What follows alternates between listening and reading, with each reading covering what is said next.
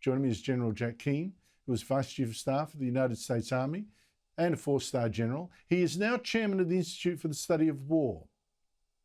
General Keane, what a pleasure to see you again. Look, your institute has followed these wars in Ukraine and Israel closely. If people don't look at your website, I urge them to. It's a mine of information. Israel's war against Hezbollah, where is it up to and where is it going?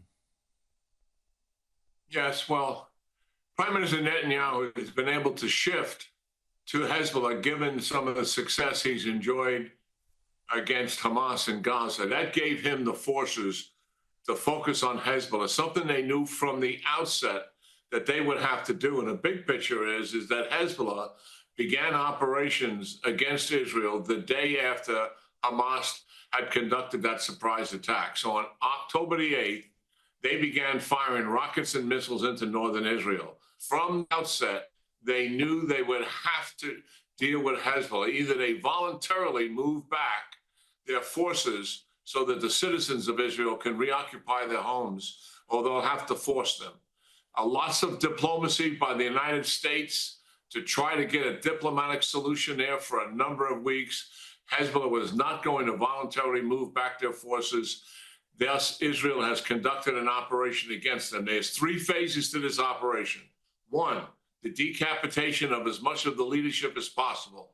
And they have enjoyed extraordinary success in doing that.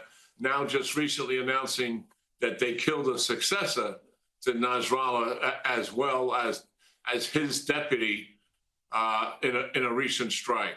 That leadership decapitation is ongoing. Secondly, they want to take out the long-range missiles in particular, plus some rockets, but mostly focused on the missiles that Hezbollah had. They started the campaign with somewhere in the neighborhood of 120 to 130,000 of them. My estimates, talking to Israeli sources, is they believe they've taken out about 50% of that.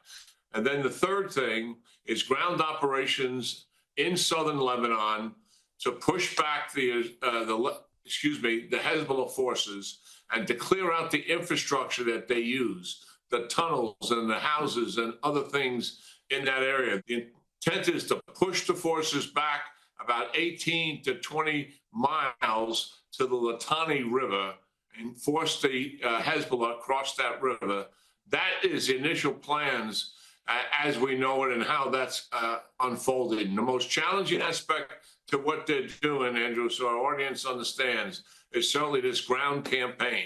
It strikes me, General, that calls for Israel to cease firing are completely misplaced if you look at Israel's security concerns and the opportunity in particular. It strikes me it would be an historic mistake for Israel not to finally deal with Hezbollah after the year of provocation, of course, and the existential threat it helps represent.